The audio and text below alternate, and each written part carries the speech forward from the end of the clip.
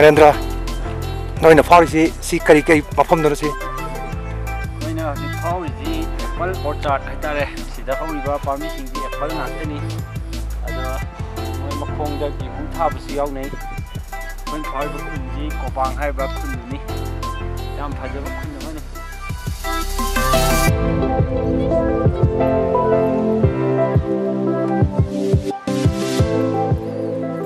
Karangi len puba kan manung situna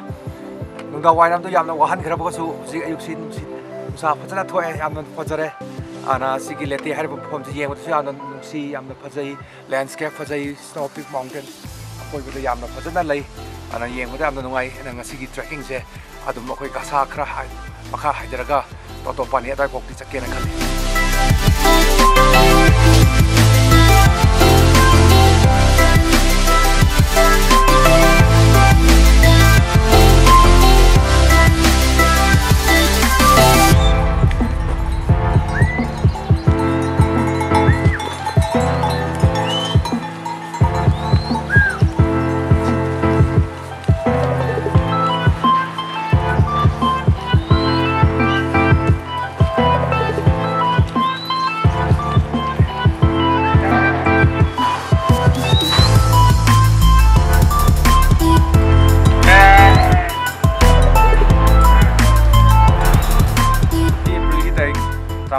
ni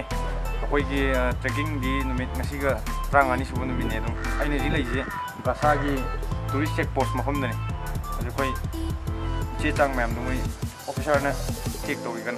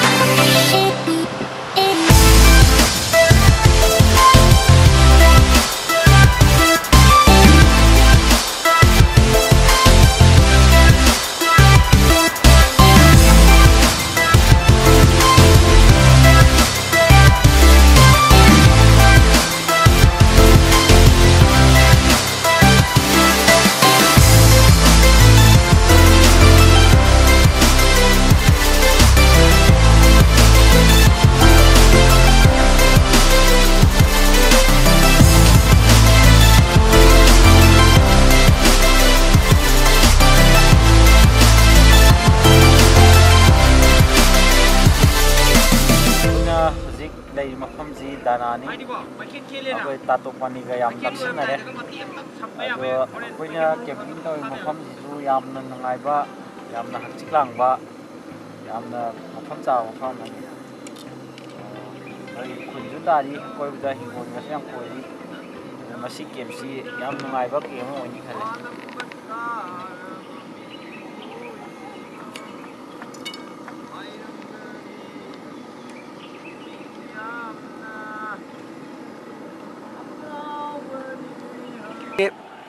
April ki tarik kun ne trekking gina koi gi numit taraga mangani san numit hari basi koi gi trekking ti lo chalakata ba numit ini khatang ngai re ngasi ga hayenga trekking chalaga di lorani koina Annapurna CIrcuit ki finishing point ne na koin longnari ba beni harba mafam asi hayeng koi yograni nungdang waramda ana hariba beni hariba mafam sida ultimate challenge 5 aida koina mingthon ba kilometer saniga tara taruk sangba Annapurna CIrcuit haidana world khoidagi sathiba khoidagi waba trekking route ne haina longnari ba se hayeng akoi sungjoi soidan loisalagani aduna masi koina leiriba mafam si dana hariba mafam sini hariba sidagi masi gi oina tato pani hariba mafam odu hendo oga beni yogodaba kilometer tara mu walingaida akoi se camp tawgani ngan lemhoriba distance na punna kilometer kunga taret muki changda leiri husi koina satkadaw ngasiga hayeng asida ana hariba numit asina hayeng si akogi aroiba oirani aduna akogi yamna laibak phaba mai pakpa adumba trekking ama expedition ama oire haidan so aina so laujare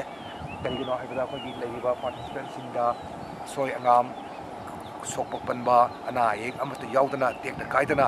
khoi lakhibani tekta kaidana khoi yumda halani aduna hayengna khoi trekking expedition asigi aroiba nimit ado oire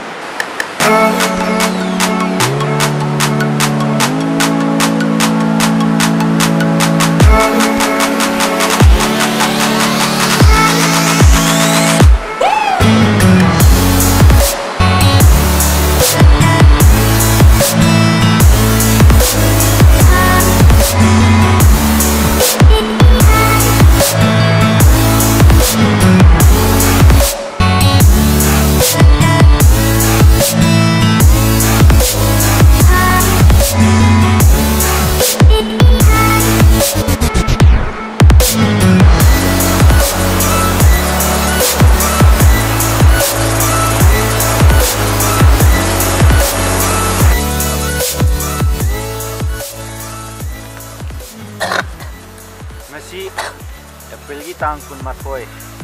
ngasi trekking sigi tratret suba numit 2016 gi oina ngasi sina akhoi gi aroiba trekking gi numit oiduni aduga aroiba camping na hoji kilometer 10 khakta ngairaba beni hai mafam sida ngasi koi pung 12 pogi mamang da yausilaga maduna aroiba camping werga koi handa trekking si close to zero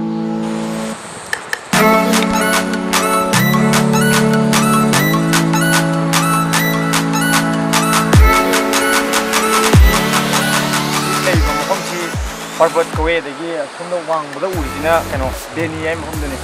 koi ultimate challenge 5 animal punba koi kano Annapurna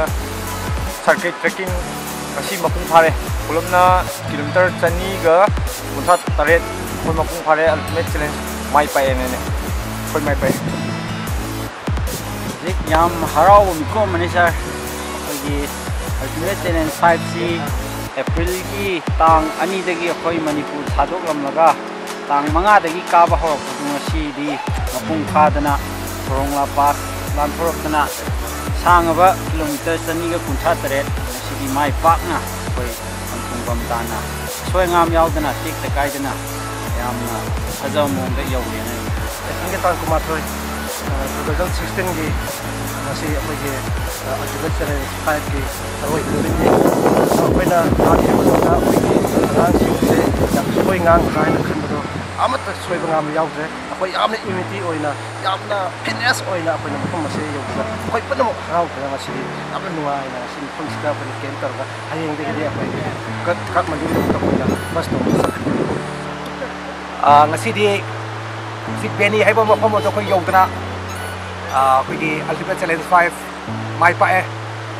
Annapurna CIrcuit sab chana koi cover to bang me khongna ana yamna awa nungai na than kraba dum expeditions hai ba mafam sila close sok salai ana koi ki team asibo mateng pangbir ki ba khwai puna mapu amukka hana koi mayam puna makna kong nondra mayam puna bu thakat phung tuk chari koram jari